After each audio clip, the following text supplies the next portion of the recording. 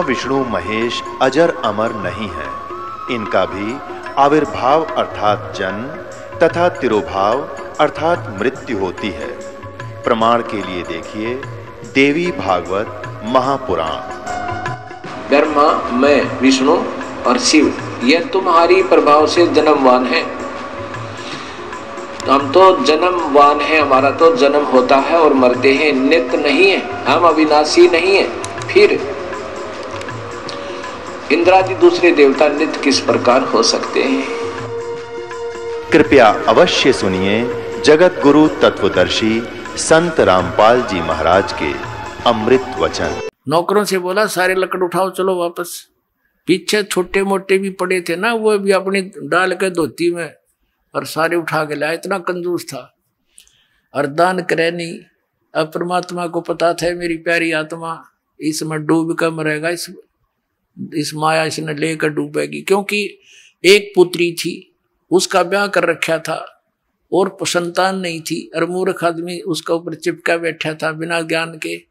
अब परमात्मा अपने बच्चे के हित के लिए पता नहीं कहते कि क्या क्या कार्य करता हूँ, कैसे चरित्र करता हूँ। अब क्या किया, सेठ जी अगले दिन निकले शहर सपट्टे को, क्यों कई दिन के बंद थे। सुबह सुबह फ्रेश होने के लिए दूर तक घूमने चले गए।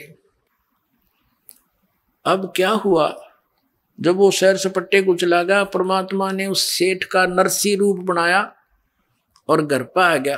पहले नौकरों से कहा कि भाई वो बहु रुपया है और आज वो मेरा रूप बना का होगा, और जय यहाँ आ जा। उसने एक पहले तो प्रेम से कहना, और नहीं मानने तो उसका 2 लठ मार दियो।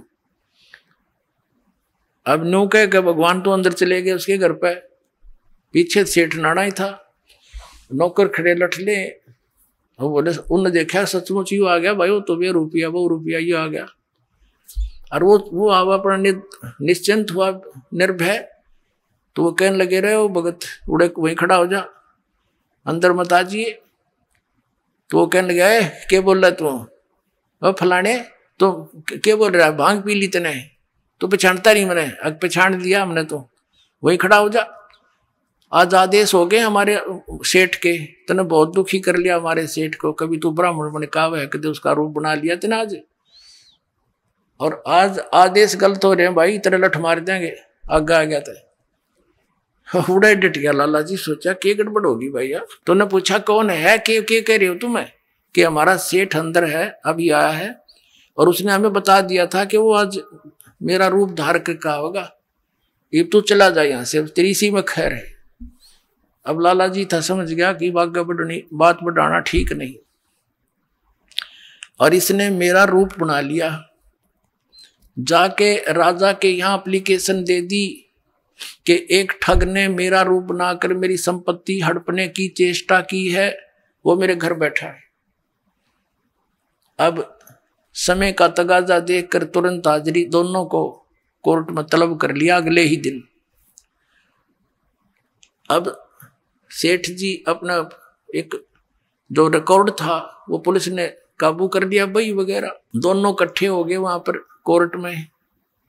तो जज ने पूछा कि भी कोई प्रमाण बताओ, ये बही हमारे पास है, इसमें कोई ऐसा लेख बता दो जिससे हम आपको पहचान समझ सकें कि आप असली और ये नकली। तो पहले उस असली जिसने एप्लीकेशन डाली थी उससे पूछा, भाई तू बता। वो कहने लगा, जी मैंने एक मकान बनाया था, उसमें इतनी कड़ी लाए थे, इसमें लिख रखी है, और लड़की का ब्याह करा था, उसमें इतने पैसे बात के आए थे, इतने कन्यादान की, वो भी लिख रखे। अकोर मेरा याद नहीं, इसमें तो और भी बहुत भरा पड़ा है, इसमें काफी और बता।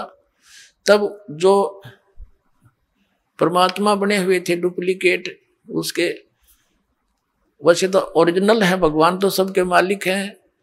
तो जो नकली था उससे पूछा, भगवान से पूछा कि बताओ इसमें कोई प्रमाण। तो परमात्मा ने पिछले पृष्ठ से शुरू कर दिया पढ़ना। अब सुन ले भाई, खोल कर देख ले। जज वो देखकर वो सारी सुनाने लग गया, 5-4 पृष्ठ लगातार पढ़ दिए।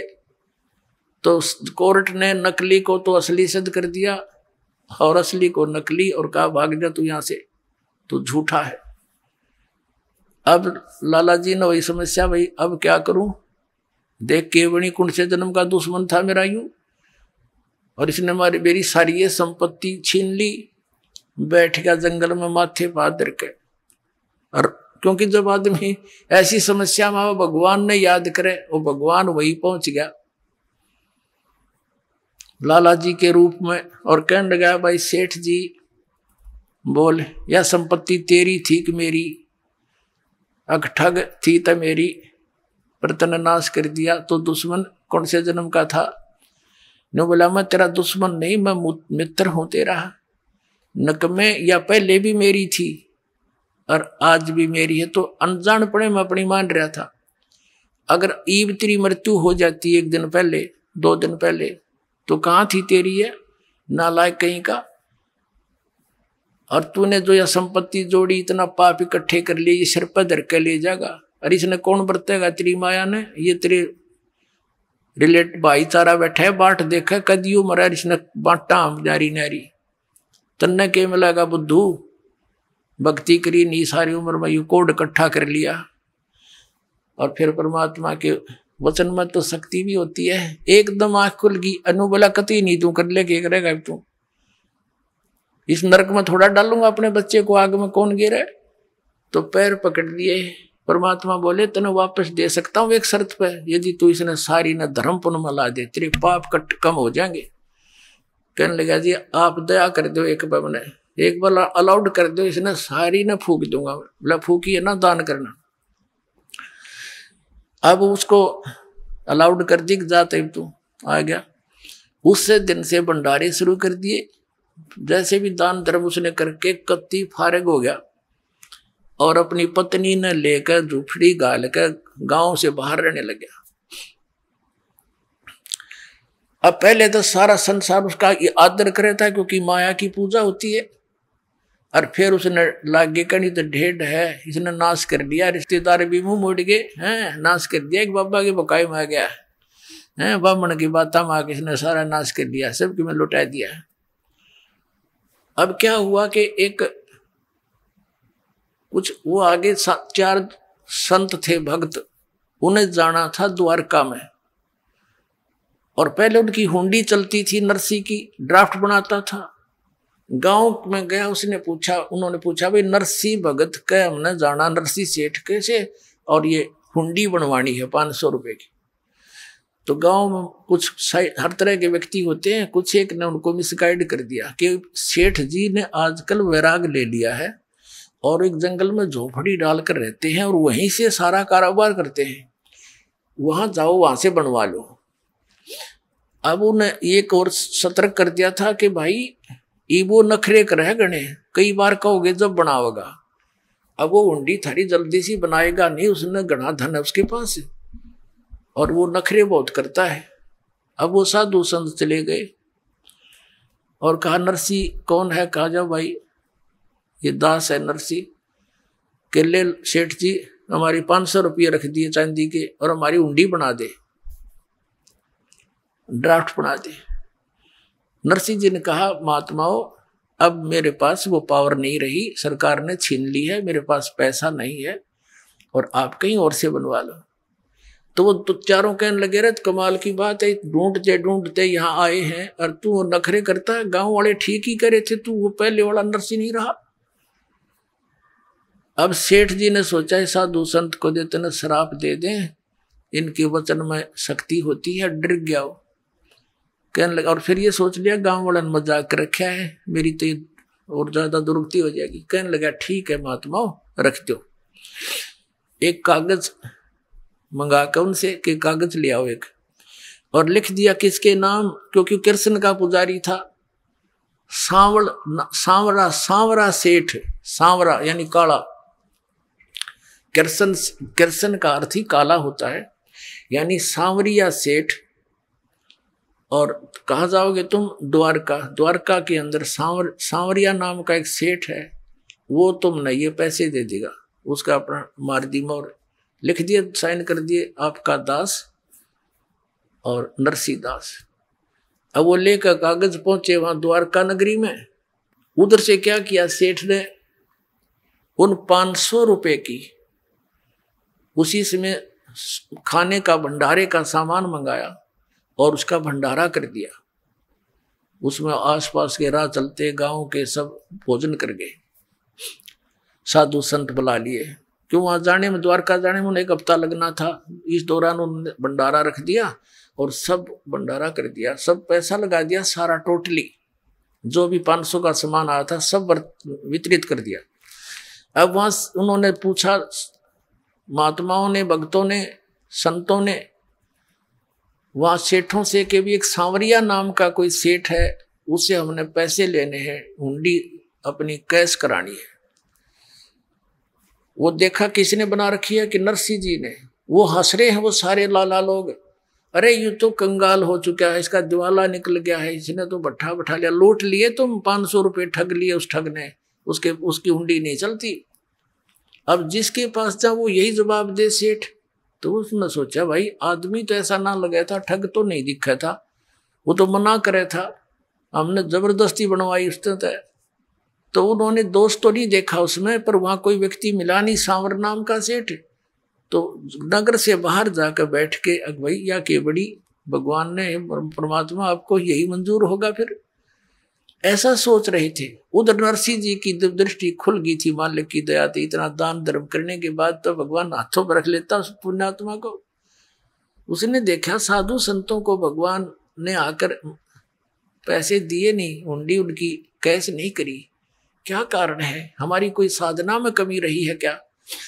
उसने क्या देखा, अपनी पत्नी से पूछा कि जो 500 रुपये का सामान हम लाए थे उसमें से कुछ बचा तो नहीं है? तो उसकी पत्नी ने कहा, नरसिंह की पत्नी ने कहा कि जो रोटी बना रही थी मैं, और उन रोटियों के बनाने में एक सूखा आटा प्रयोग किया जाता है, वो थोड़ा सा बचा हुआ है, उसको हम हमारे देसी भाषा में पलोथन कहते हैं, पलोथन, कि वो थोड़ा सा आटा बचा हुआ है और तो सब वितरित कर दिया। नरसिंह ने कहा कि उसकी रोटी बना, उसने आटा गूंद कर रोटी बना दी, जैसे तैसे पानी से हाथ गीले कर करा के, और जो ही उसकी 4 रोटी बनी तो वो परमात्मा स्वयं वहां आए एक साधु रूप में। वो परम अक्षर ब्रह्म कहते, सोचल सीधर मैं करूं अपने जन के काज। और द्वार पे आकर कहने लगे, भाई नमस्कार, राम राम। सेठ ने कहा, महाराज जी रोटी खाओ, भूख लगी होगी। कहा भाई भूख लगी है।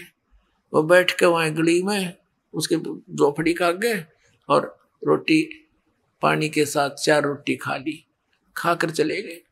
अब कुछ देर के बाद क्या देखा, वो पूर्ण परमात्मा एक सांवरिया नाम का सेठ, मारवाड़ी सेठ जैसा रूप बना के, यानी बड़ा साफा, सिर पे धोती डबल टांगों वाली, और कान में बही टांग के, हाथ में बही और कान में कलम टांग रहा। वहां पहुंच गया भक्तों के पास, उनसे कहा भाई कैसे बैठे हो महात्माओं? उन्होंने देखा के बैठे हैं सेठ जी, हमारे साथ तो ऐसे ऐसे बन गई। और एक नरसिंह नाम का सेठ था, और हमने उससे, वो तो अच्छा आदमी है लेकिन हमारे साथ तो बात बूंदी बन गई, हमने उसको 500 रुपये की हुंडी बनवा ली, वो मना भी करे था, और हमने उनको ज्यादा प्रेस कर दिया। उसने किस कारण से, किस प्रेशर में आके उसने लिखते दी, लेकिन यहाँ कोई सांवर नाम का सेठ नहीं है। लेकिन हमें विश्वास है उस भगत पे कि हमारे पैसे सुरक्षित पाएंगे, वहाँ रखे पाएंगे, जाके ले लेंगे। लेकिन यहाँ तो हमारा काम बिगड़ गया, हमने तो कोई रोटी दे नहीं, सोचा था यहाँ घूमे फिरेंगे, अपना हफ्ते 10 दिन का टूर प्रोग्राम बना के आए थे। हम तो दुखी हो गए भाई, यहाँ कोई सांवरिया नाम का सेठ है नहीं पाया। तो परमात्मा कहते हैं, अरे किसने बका दिए तुम भक्तो? मेरे भाई। बोला जी सारे द्वारकाले मना करें थे लाला जी, हले आजा वहीं चलेंगे। अब जो वो लाला लोग मजाक करें थे भगत का, हंसी करें थे, ठाठा ठाठा करें थे, ठग लिए। चौराहे के ऊपर कहा कि यहाँ बिछाओ तुम्हारी चादर भगतो, और परमात्मा बांध रहे गठड़ी 500 रुपया की, 1-1 रुपया नो कत्ती फरेस जानू आज बन के आया हो, ऐसे पटके नो कहले वे गिन लो, 1 2 3 चार यानी और खूब खुड़का करें ऊपर तक देखो सारे बकाल बढ़िया बकाल निकल गए द्वारका के कि सांवरिया सेठ कितना आ गया भाई, और 500 रुपये दे दिए और के कहा कि भाई भक्तों अब जाओ ना तुम नरसिंह जी के पास, उसको ये कह देना चाहिए एक कितने करोड़ों ढूंढी बेच दे उसका दास हाजिर पाओगा, और कह दिया उसको हमेशा उसके हाजिर रहेगा दास उसका। बोलो सतगुरुदेव।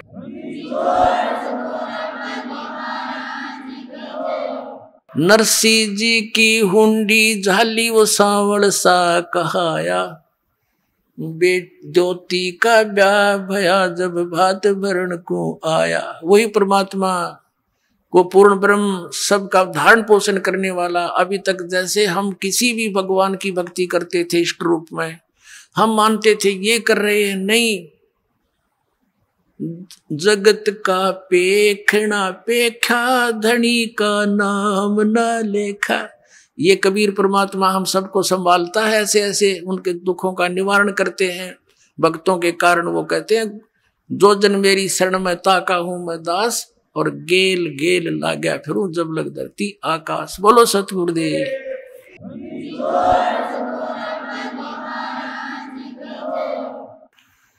परम पिता परमात्मा पूर्ण ब्रह्म सारी सृष्टि के रचनहार कुल मालिक कबीर परमेश्वर जी की असीम कृपा से आप पुण्यात्माओं को ये सत्संग सुनने का सुअवसर प्राप्त हुआ।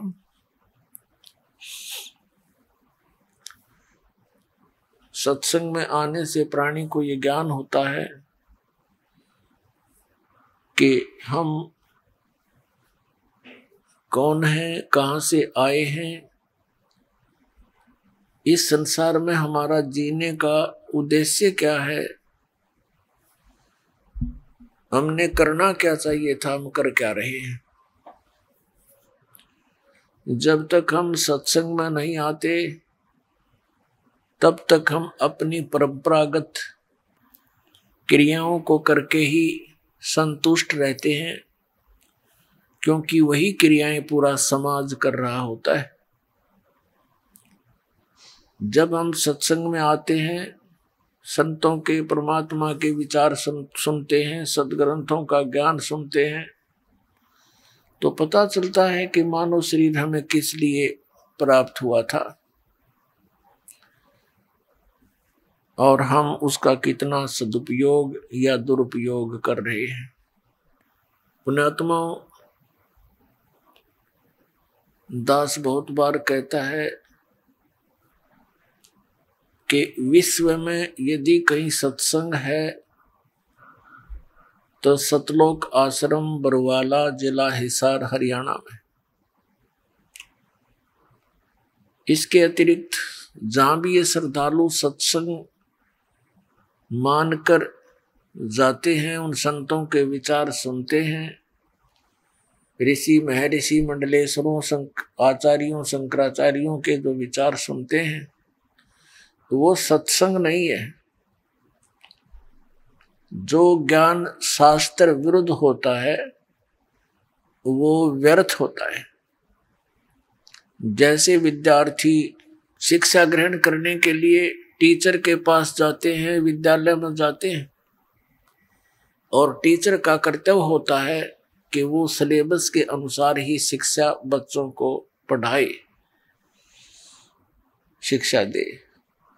और यदि टीचर आउट ऑफ सिलेबस ज्ञान सुना रहा है तो वो टीचर ठीक नहीं, वो अध्यापक ठीक नहीं। पुण्यात्माओं, हमारे जो सदग्रंथ है ये अध्यात्म मार्ग का सिलेबस है, पाठ्यक्रम है।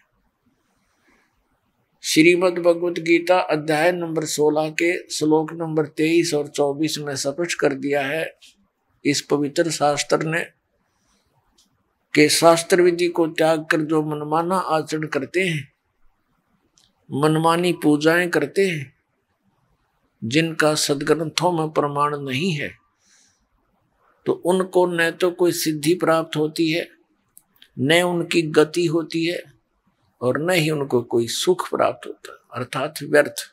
गीता अध्याय नंबर 16 के श्लोक 24 में तुरंत कहा कि अर्जुन, इससे तेरे लिए कर्तव्य और अकर्तव्य की व्यवस्था में सदग्रंथ ही, शास्त्र ही प्रमाण है। इसके अतिरिक्त किसी के लोकवेद पर विश्वास नहीं करना। जो भक्ति के कर्म करने चाहिए और जो ना करने चाहिए वो सदग्रंथों में ही प्रमाण है। अन्य किसी की बात पर विश्वास मत करना। पुण्यात्माओं, ये तत्व ज्ञान परमेश्वर स्वयं ही आकर प्रदान करते हैं। परमात्मा के विधान में, परमात्मा के गुणों में लिखा है कि वो परमेश्वर अपनी प्यारी आत्माओं को मिलता है, उनको तत्व ज्ञान से परिचित कराता है और उस परमेश्वर के द्वारा दिए गए ज्ञान के अतिरिक्त जो भी ज्ञान होता है वो कोरा अज्ञान होता है।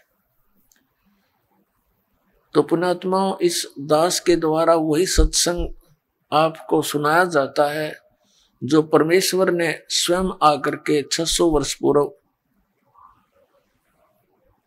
काशी शहर बनारस में प्रकट होकर के अपनी प्यारी आत्माओं को सुनाया था। अपने आत्माओं, परमात्मा के विषय में जानकारी हम कहाँ से ग्रहण करते हैं और कहाँ से हमें ये ज्ञान दिया जाता रहा। जितने भी हमारे धर्म गुरु थे वो ये कहा करते कि हम वेदों, गीता और पुराणों से आपको ये ज्ञान परमात्मा का सुना रहे हैं। हमें बड़ी खुशी होती थी कि परमात्मा के विषय में जानकारी पवित्र वेदों में, पवित्र श्रीमद् भगवत गीता में, पवित्र पुराणों में विद्यमान है और हमारे धर्मगुरु ये सही बता रहे होंगे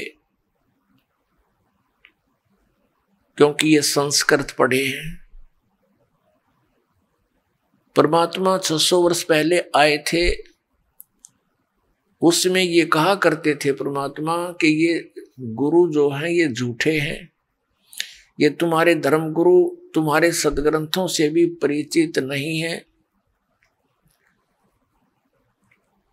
आदरणीय धर्मदास साहिब जी जो परमात्मा के शिष्य हुए, उनको सचखंड दिखाया, सतलोक लेकर गए। उससे पहले धर्मदास साहिब जी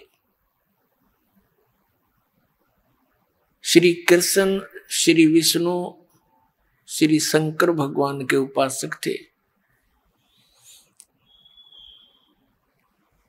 और वो ये सुना करते थे उन धर्म गुरुओं से कि हम जो ज्ञान बता रहे हैं कि श्री विष्णु जी, श्री शंकर भगवान ये पूर्ण परमात्मा है, ये अजर अमर हैं, इनकी जन्म मृत्यु नहीं होती।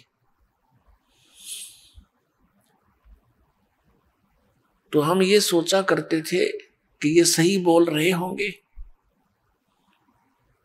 इसी ज्ञान पर आधारित थे आदरणीय धर्मदास साहिब जी और जिस समय परमात्मा उनको अपने विधान अनुसार आकर मिले,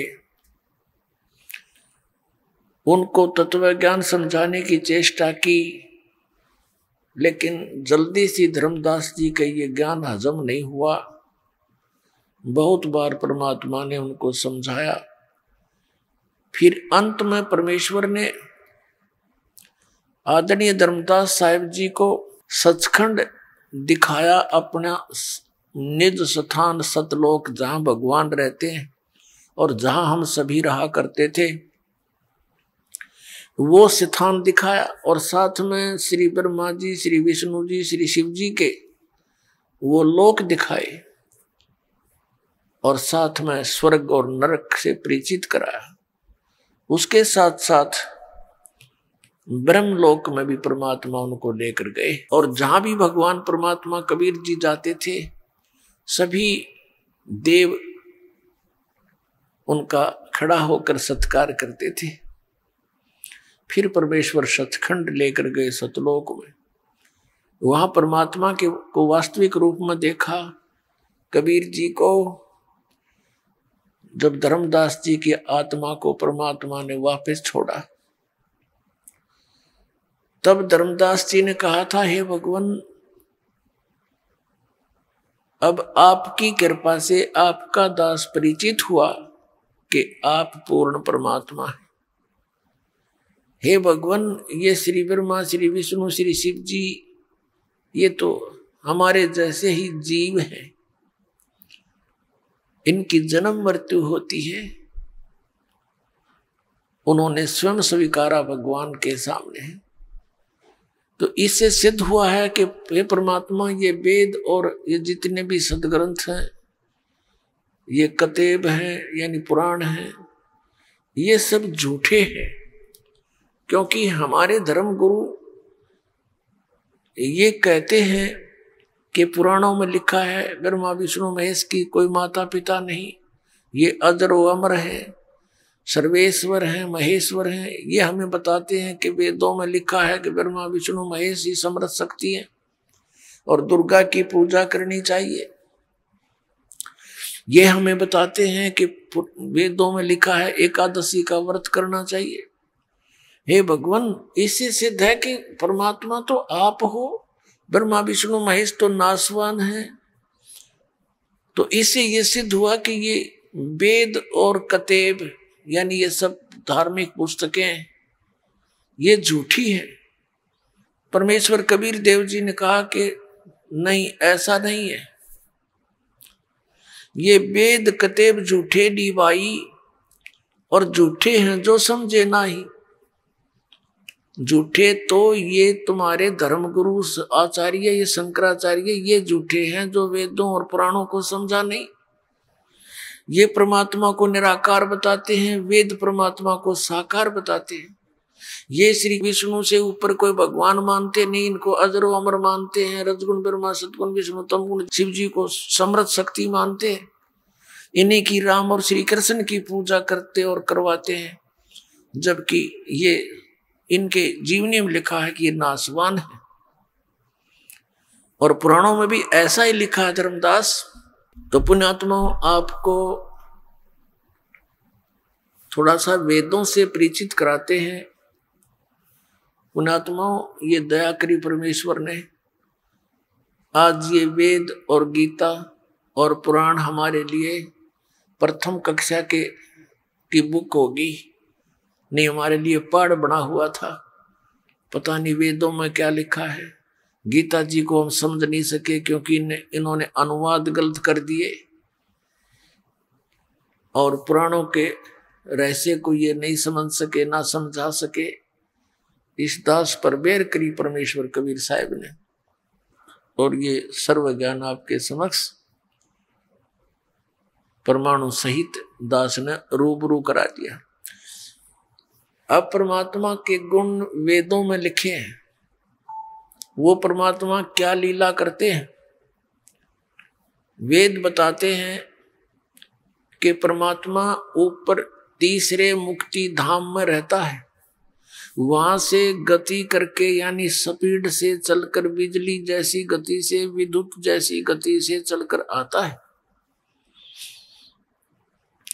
और यहां अच्छी आत्माओं को, दृढ़ भक्तों को मिलते हैं, उनको तत्व ज्ञान से परिचित कराते हैं, उनको उपदेश देते हैं, और वो कवि की तरह आचरण करते हैं। कवियों की तरह जहां कहीं जाकर के कविता के रूप में अपनी महिमा का ज्ञान बताना शुरू कर देते हैं, वो परमात्मा होते हैं।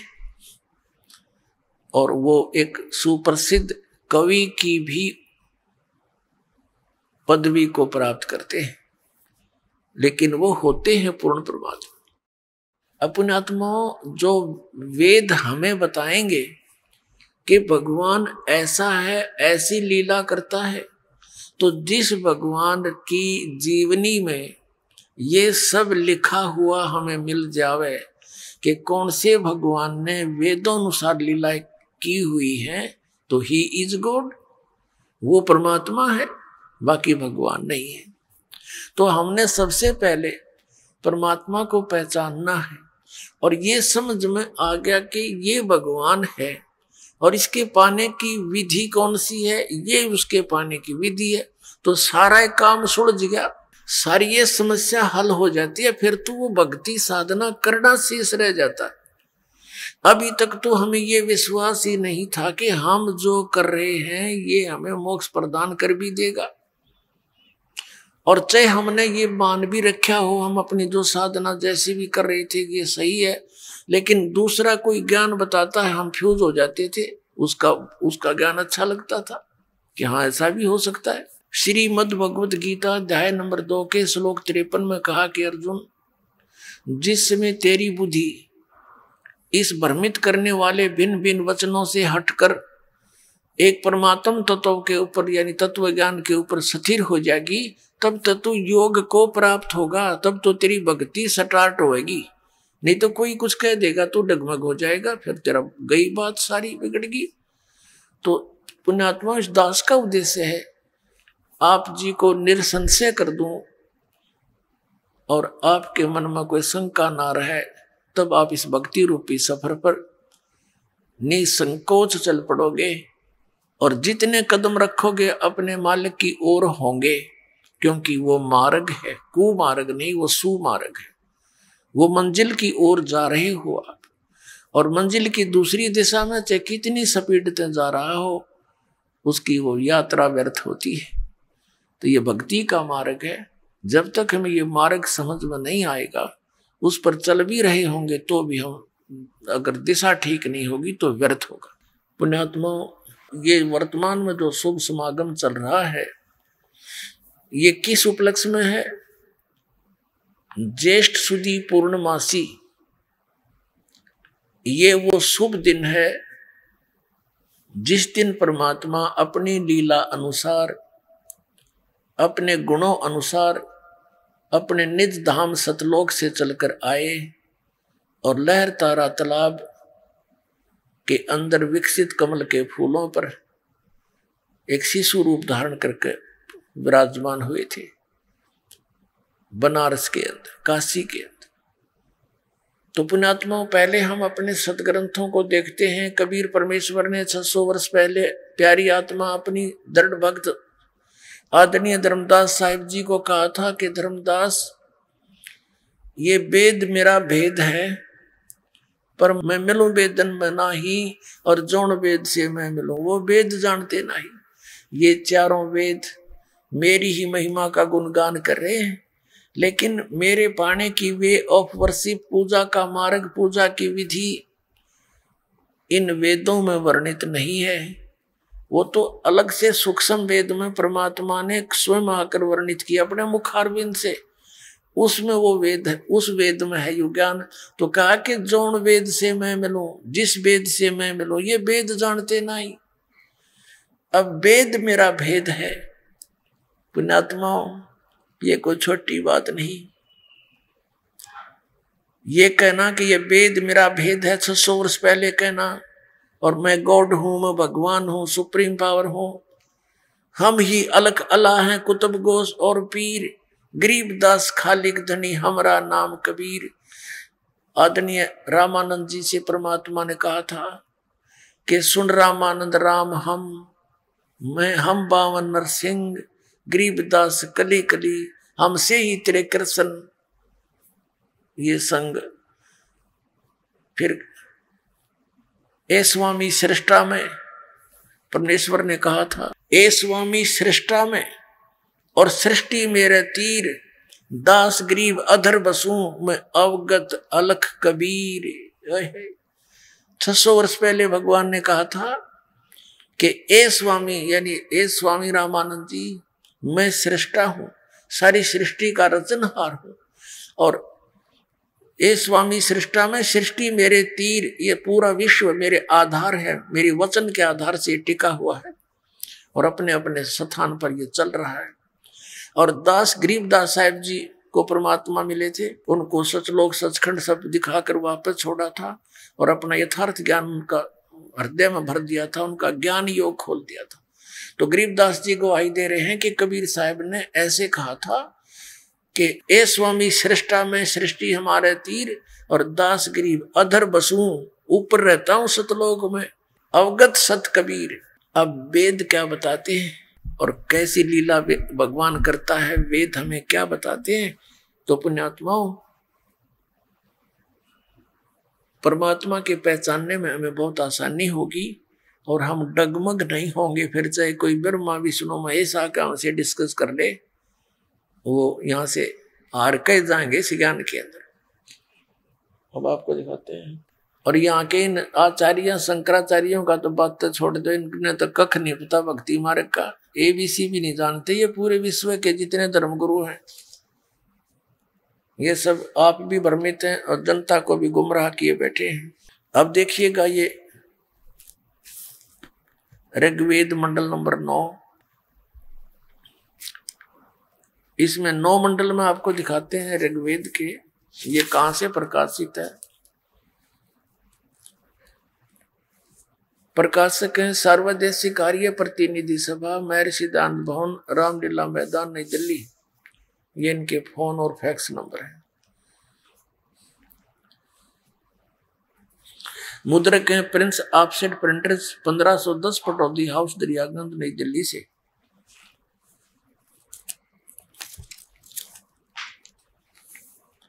वो परमात्मा कैसी लीला करते हैं देखिएगा। ऋग्वेद मंडल नंबर 9 सूक्त 86 का मंत्र नंबर 26 में क्या बताया है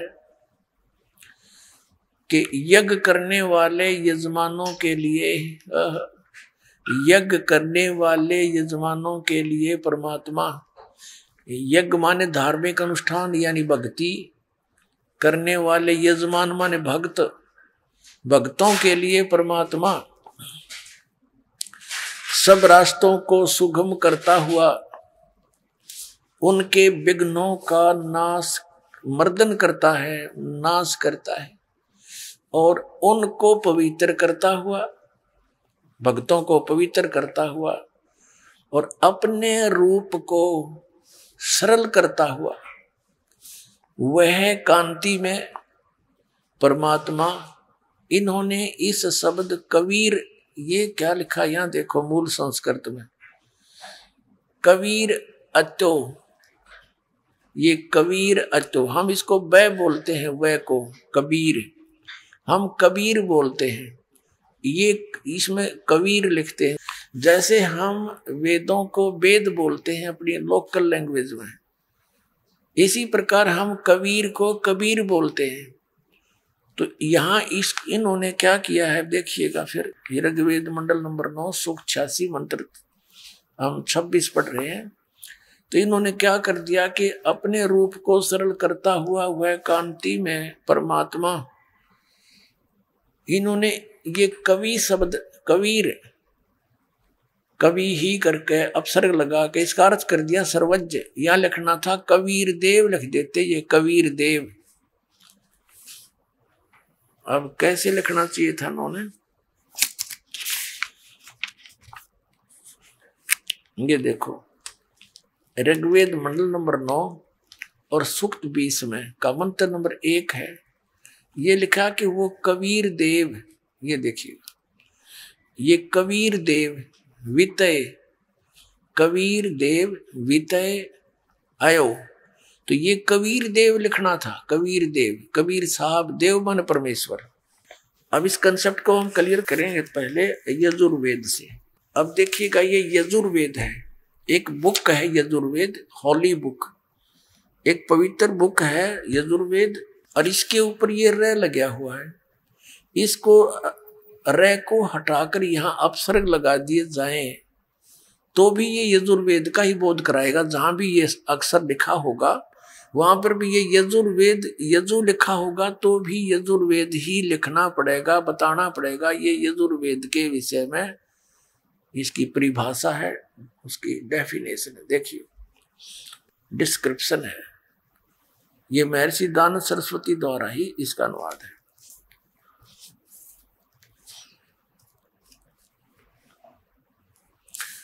प्रकाशक सर्वदेशी आर्य प्रतिनिधि सभा 2/5 महर्षि दानंद भवन, रामलीला मैदान, नई दिल्ली। और ये महर्षि दानंद सरस्वती द्वारा इसका अनुवाद है। मुद्रक हैं Prince offset printers, 1510 Pataudi house, Daryaganj, नई दिल्ली से। हम इसके 36वें अध्याय में आते हैं। ये देखिएगा, ये यजुर्वेद का 6300 यानी 36वां अध्याय है। इसके प्रथम मंत्र में और ये लिखा कि ऋचम वाचम परपधे मनो यजु, ये यजु शब्द लिखा, यजु। अब इसका अनुवाद इसने ठीक किया, यहाँ पर इस अर्थ ठीक करा इस यजु का। इस यजु का अर्थ यजुर्वेद लिखा, ये बिल्कुल सही लिखा। यदि यजुर्वेद ना लिख कर इस शब्द का अर्थ कर दिया जाता तो ये अनुवाद व्यर्थ हो जाता, क्योंकि यजुर्वेद की महिमा इस मंत्र में कही गई है। और यजुर्वेद ना लिख के और यजु का कोई और अर्थ कर दे ऊट पटांग, तो कौन कैसे समझेंगे ये किसकी महिमा है। तो यहां इसने इस यजु को यजुर्वेद लिखना पड़ा कि यजुर्वेद पुस्तक के विषय में है, जबकि यहाँ केवल यजु ही शब्द है। तो पुण्यात्माओं, ठीक इसी प्रकार हमने इन वेदों में कवि जहां लिखा है, कवि जैसे ये कवि कहते हैं, हमने प्रसंगवश उसको कबीर देव कहना पड़ेगा। जहां परमात्मा की महिमा चल रही है तो वहां इसको कवि का अर्थ कबीर देव समझना पड़ेगा। और जहां पर कहीं कोई काव्यकार की महिमा है तो वहां वो काव्यकार ही लिखा जा सकता है, अन्यथा कवि का अर्थ सर्वज्ञ आदि नहीं कर सकते, क्योंकि कोई कवि सर्वज्ञ नहीं होता। ये देखिएगा फिर से, अब हमने यजुर्वेद रख दिया है, ऋग्वेद उठा लिया है, जिसमें हम ये प्रूव करना चाह रहे हैं कि लीला परमात्मा कैसी लीलाएं करते हैं।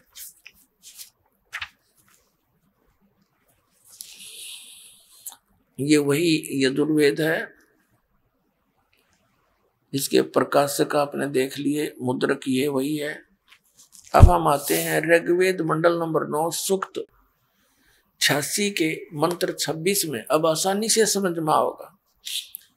यज्ञ इन्हीं का अनुवाद है, ये आर्य समाज के आचार्यों का। यज्ञ करने वाले यजमानों के लिए परमात्मा, यानी धार्मिक अनुष्ठान करने वाले भक्तों के लिए परमात्मा सब रास्तों को सुगम करता हुआ उनके विघ्नों को मर्दन करता है, उनके संकटों का नाश करता है, और उनको यानी भक्तों को पवित्र करता हुआ और अपने रूप को सरल करता हुआ।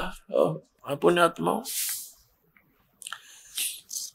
सतलोक के अंदर परमात्मा सह शरीर है, मनुष्य जैसा उनका शरीर है। वो लोक भी तेजो में है और परमात्मा का अपना मनुष्य जैसा शरीर जो है वो भी तेजो में है।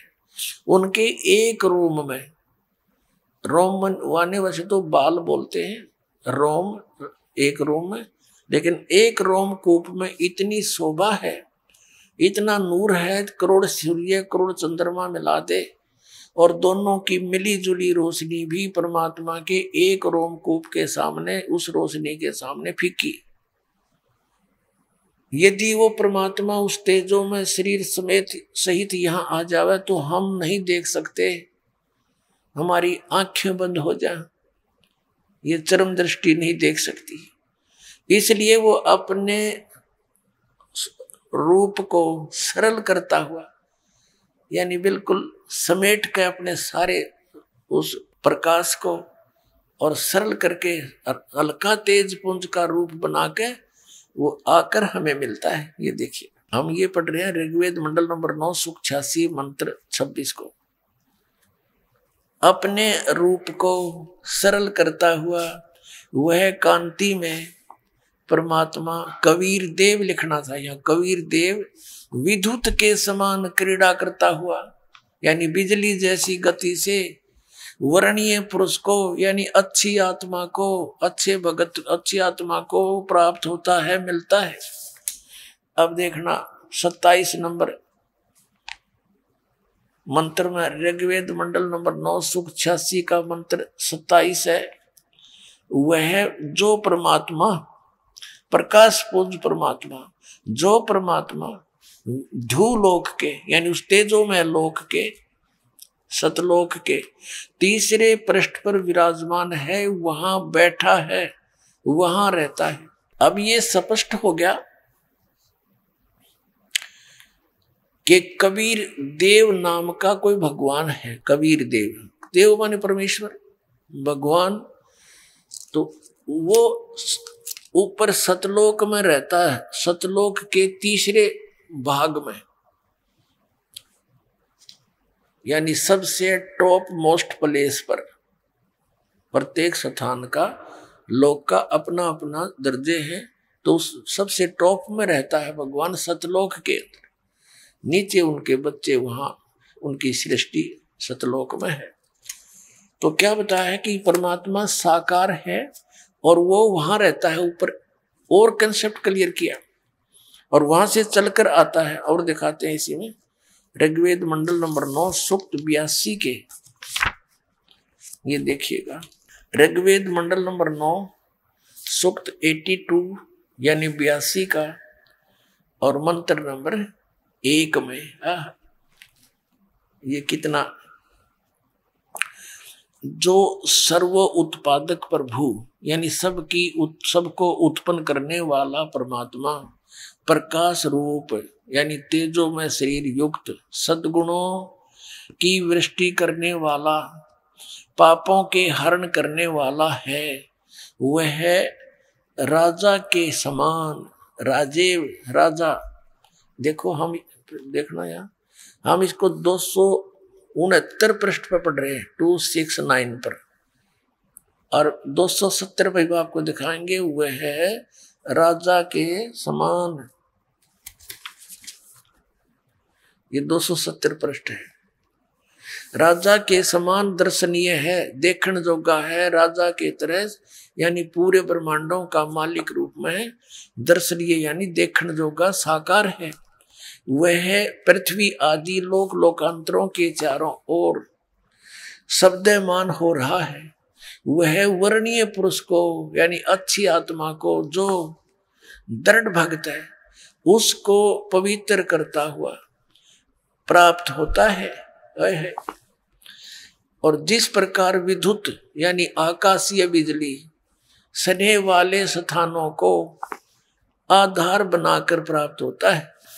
अब विचार करें, अब इसमें स्पष्ट कर दिया इस पवित्र वेद ने कि परमात्मा साकार है, राजा के सदृश देखने योग्य है, और वो वहां से गति करके चलकर आता है, और अच्छी आत्मा जो दृढ़ भक्त होते हैं उनको मिलता है। यहाँ आकर के वो क्या करता है फिर उनको मिलकर, ये देखिए आगे स्पष्ट किया है। ऋग्वेद मंडल नंबर 9 सूक्त 82 का मंत्र 1 आपने पढ़ लिया, और वो उनको कैसे मिलता है।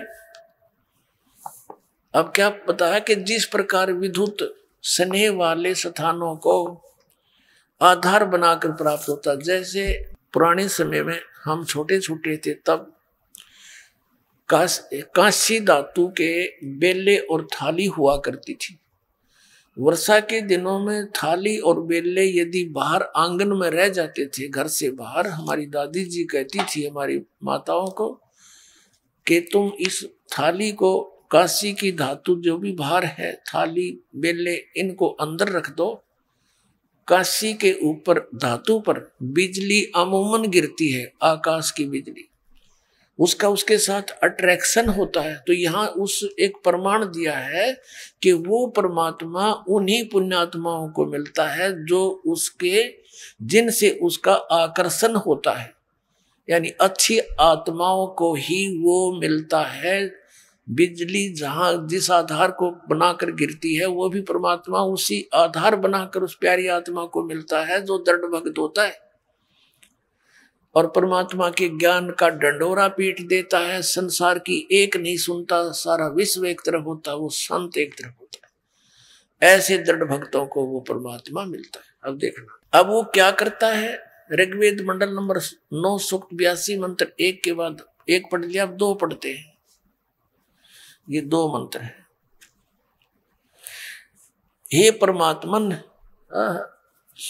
उपदेश करने की इच्छा से यानी ज्ञान देने की इच्छा से आप महापुरुषों को प्राप्त होते हो, मिलते हो, और आप अत्यंत गतिशील पदार्थ के समान यानी बहुत स्पीड से तीव्रगामी होकर हमारे आध्यात्मिक यज्ञ को प्राप्त होते हैं। आप कबीर देव हैं, यहां लिखना था आप कबीर देव हैं, बस दैट्स ऑल, बहुत बढ़िया काम हो जाता। लेकिन इनकी बुद्धि इतना काम करे नहीं थी अनुवादकर्ताओं की, फिर भी परमात्मा ने इन्हीं की कर कमलों से सच्चाई को आप जी के लिए उजागर करवा दिया। नहीं तो ये आर्य समाज के जो व्यक्ति हैं, ये महर्षि दयानंद के सिद्धांत पर अटल हैं। आइए अब हम उन श्रद्धालुओं के अनुभव जानते हैं जो जगत गुरु तत्वदर्शी संत रामपाल जी महाराज जी से दीक्षा प्राप्त कर चुके हैं तथा उनके द्वारा बताए गए भक्ति मार्ग पर चल रहे हैं। नमस्कार जी। नमस्ते सर। क्या नाम है जी आपका? भावना मिश्रा। भावना जी, आप कहाँ से हैं? उत्तराखंड खटीमा से हैं सर। संत रामपाल जी महाराज से नाम दीक्षा आपने कब ली? संत रामपाल जी महाराज से मैंने नाम दीक्षा 7 जुलाई 2017 को ली थी। संत रामपाल जी महाराज से नाम दीक्षा लेने से पहले क्या आप कोई भक्ति साधनाएं भी करती थी? जी सर, मैं संत रामपाल जी महाराज से नाम दीक्षा लेने से पहले सीतापुर में एक गुरुजी हैं, उनसे नाम दीक्षा ली थी। उनकी मैंने 5 साल तक भक्ति करी थी। 5 साल की भक्ति करने के बाद मुझे कोई फ़ायदा नहीं हुआ, तो मैंने उसके बाद सोचा कि जब मेरे घर में इतने कलेश हो रहे हैं, आर्थिक स्थिति भी सही नहीं हो रही है, तो मैंने कहा अब मैं क्या करूं। तो किसी ने मुझे बताया कि आप साहिब बंदगी में चले जाओ। तो मेरे पति और मैं साहिब बंदगी में चले गए। साहिब बंदगी में जब मैं गई तो पहले दिन जब मैं नाम लेने गई, साहिब बंदगी वाले जो मधु परमहंस जी हैं, मधु परमहंस जी ने कान में कुछ बोला था, लेकिन मुझे कुछ सुनाई नहीं दिया कि उन्होंने मंत्र क्या बोला था। और भगत जी, उसके बाद मैं जब वहाँ प्रणाम के लिए लाइन पे लगी थी तो वहाँ के भक्तों का इतना बुरा व्यवहार था भगत जी कि वो हाथ खींच के किसी को भी ऐसे दूर धक्का दे देते थे। तो मुझे उससे बड़ा अजीब सा लगा। मैंने कहा हम तो परमात्मा की शरण के लिए यहाँ आए हुए हैं और यहाँ तो ऐसा दुर्व्यवहार हो रहा है। मैंने अपने पति से कहा कि आप यहाँ से अभी चलो, मैंने कोई भक्ति नहीं करनी है अब। तो मेरे पड़ोस में एक राधा स्वामी वाले थे, वो हमेशा मेरे पास बैठते थे और अपने राधा स्वामी की बातें करते थे। तो मुझसे बोले कि आप ऐसा है, बहुत परेशान हो, मेरे साथ राधा स्वामी चलो और आपका टिकट मैं करवा दूंगी। तो मैंने मेरे भगत जी से कहा आप गुरु ढूंढो, वरना मैं राधा स्वामी में 5 दिन के अंदर मैं राधा स्वामी में चली जाऊंगी ब्यास। तो उसी दौरान मेरे भगत जी, एक और थे भगत, उनके पास जाके वो बात करने लगे। तो उन्होंने कहा एक गुरुजी हैं संत रामपाल जी महाराज, उनका टीवी पे सत्संग आ रहा है, आप उनका सत्संग देखो। मैंने कहा मैंने किसी का सत्संग देखना ही नहीं है, मैं परेशान तो हूँ ही, मैंने अब कोई गुरु बनाने ही नहीं है। तो भगत जी मेरे बोले कोई बात नहीं, आपने सत्संग नहीं देखना है मत देखो, लेकिन चुपचाप से सत्संग आप सुन तो सकती हो। तो मैंने कहा ठीक है चलो कोई बात नहीं। मेरे भगत जी को सत्संग अच्छा लगा और उन्होंने नाम ले लिया। तो मैं बिना सोचे समझे ही मैंने संत रामपाल जी महाराज से नाम ले लिया 7 जुलाई 2017 को। बहन जी, जैसा कि आपने बताया कि आप बहुत ज्यादा दुखी थी, अपने दुखों को लेकर आप मधु परमहंस जी के पास भी गईं, फिर आप राधा स्वामी के पास गए और फिर आपने संत रामपाल जी महाराज का सत्संग सुना और संत रामपाल जी महाराज से नाम दीक्षा ली। तो क्या संत रामपाल जी महाराज से नाम दीक्षा लेने के बाद आपको कोई लाभ भी मिले? जी भगत जी, संत रामपाल जी महाराज से नाम लेने के बाद मुझे आर्थिक, मानसिक, आध्यात्मिक हर तरह का लाभ मिला। भगत जी मेरे घर में इतने कलेश होते थे, वो कलेश सब खत्म हुए और आर्थिक स्थिति भी मुझे दिन दोगुनी रात चौगुनी आर्थिक स्थिति हुई। भगत जी मैं हर तरीके से परेशान थी। भगत जी आज परमात्मा की दया से, संत रामपाल जी महाराज की दया से मैं बहुत खुश हूँ। और मेरे लड़के का इसी महीने बहुत बड़ा एक्सीडेंट हुआ था, स्कूल जा रहा था वो, मेरे बेटे का और मेरे भतीजे का एक्सीडेंट हुआ। जब यहाँ से फोन गया भगत जी तो उन्होंने कहा कि आपके बच्चे हॉस्पिटल में हैं। तो लोगों ने उनको उठाया नहीं चौराहे से कि ख़त्म हो गए हैं बच्चे। मेरे घर में उसी दिन सत्संग था भगत जी, 8 बजे का टाइम था सुबह। परमात्मा के आगे जाके दंडवत करा, हे बंदी छोड़ परमात्मा सदगुरु रामपाल जी महाराज, आज आपका सत्संग मेरे घर में है। लोग तो मुझ पे ताने मारेंगे कि सत्संग तुमने रखाया है और तुम्हारे घर में ये हादसा हो गया। बंदी छोड़ ऐसा कुछ ना हो। मैंने जाके बंदी छोड़ परमात्मा सदगुरु रामपाल जी के आगे दंडवत प्रणाम करा। भगत जी 1 घंटे के अंदर दोनों बच्चे घर आ गए। मेरे बेटे ने कहा मम्मी मुझे हॉस्पिटल नहीं जाना है, परमात्मा पे विश्वास करो आप। और बंदी छोड़ सदगुरु रामपाल जी महाराज की दया से भगत जी मेरा बेटा दूसरे दिन से ही खाना खाने लग गया, जबकि उसके दोनों होठों में टाँके लगे हुए थे। और मुझे माइग्रेन की प्रॉब्लम थी। मुझे माइग्रेन की प्रॉब्लम 5-6 सालों से थी। मेरे आधे सिर में इतना दर्द रहता था कि मुझे उल्टियाँ आती थी उस दर्द की वजह से। और वो माइग्रेन का दर्द मेरा कब ख़त्म हुआ कि मुझे खुद नहीं पता चला। मेरे बच्चे एक दिन बोल रहे थे कि मम्मी आजकल आपके माइग्रेन का दर्द नहीं होता है। तब मुझे एहसास हुआ कि मुझे तो आजकल माइग्रेन का दर्द ही नहीं हो रहा है। मैंने बहुत डॉक्टरों को दिखाया और संत रामपाल जी महाराज की दया से मेरा माइग्रेन का दर्द सही हो गया और मेरी आर्थिक स्थिति सही हो गई, बंदी छोड़ सदगुरु रामपाल जी महाराज की दया से। और आज सुबह ही मेरे एक लाभ और हुआ है भगत जी कि मेरे फंटी बल्ली का काम था हमारे, हम उसको बेचना चाह रहे थे और सदगुरु रामपाल जी महाराज की दया से कल रात मैंने परमात्मा से कहा था कि बंदी छोड़ कल इंटरव्यू है मेरा, मैंने वहाँ जाना है और मैं इंटरव्यू में क्या बोलूँगी। तो परमात्मा की दया से सदगुरु रामपाल जी महाराज की दया से आज सुबह ही 10 लाख का एक ग्राहक आया और बोला मैं आपकी फंटी बल्ली मैं ले जाऊंगा। मेरे गठिया की वजह से मेरे आँखों में रेडनेस आ गई थी सर। मैंने सोचा कि मेरी आँखों की प्रॉब्लम है, इसलिए मैं सत्या नेत्रालय सितारगंज हॉस्पिटल में मैंने चेकअप के लिए गई। तो उन्होंने मेरी जाँचें करवाई थी। जाँच में मेरे सर ये मेरी गठिया की शिकायत बताई और जिसमें मेरी गठिया की शिकायत ये है 70% गठिया की शिकायत मेरी आई है रिपोर्ट। तो डॉक्टर जब मेरे से बोल रहा था कि 70% आपकी इतनी गठिया की शिकायत है, ऐसे में तो कोई चल भी नहीं पाता है और आप यहाँ तक चल के आई हो, तो उन्होंने मुझे वहाँ से रेफ़र कर दिया था खटीमा स्वास्थ्य हॉस्पिटल में। तो वहाँ मैंने हड्डी वाले हॉस्पिटल को दिखाया। तो उस दिन मैं पैसे भी नहीं लेके गई थी भगत जी। मैंने सोचा इस रिपोर्ट से जो मेरे आँखों की दवाई चल रही है उसी से सही हो जाएगा। लेकिन वो वहाँ जब मैं गई मैंने कहा हे बंदी छोड़ सदगुरु रामपाल जी महाराज जी, मैं तो पैसे भी नहीं लेके आई हूँ, आज मेरी दवाई पता नहीं कितनी महंगी आएगी। लेकिन जब मैं दवाई लेने गई भगत जी तो 18 रुपये मात्र की मेरी दवाई आई। ये दाता ने मेरे पे दया करी है और उस दिन से मेरे गठिया की है भी नहीं प्रॉब्लम। अब सदगुरु रामपाल जी महाराज की दया से मेरी गठिया की प्रॉब्लम सही हुई। और इसके अलावा आर्थिक लाभ हैं। आर्थिक घर परिवार में हमारा घर सुखी हो गया है। तीनों भाइयों ने नाम ले लिया है, पूरे परिवार हमारा नाम दीक्षित है। संत रामपाल जी महाराज से नाम दीक्षा लेने के बाद आपको बहुत सारे लाभ मिले। तो जो महिलाएं आज आपको टीवी पर देख रही हैं और वो भी दुखी हैं, उनके लिए आप क्या कहना चाहेंगी? मैं सभी महिलाओं से ये निवेदन करूंगी कि आप सदगुरु रामपाल जी महाराज का चैनल पे सत्संग आता है, आप उस सत्संग को देखिए और सत्संग परमात्मा के सत्संग को सुनिए और उसका लाभ उठाइए।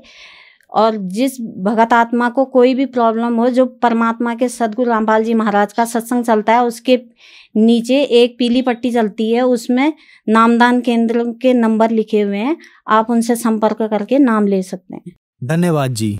धन्यवाद जी।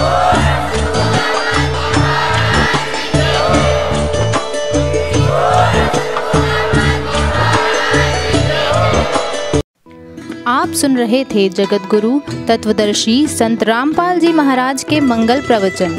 अधिक जानकारी के लिए संपर्क करें।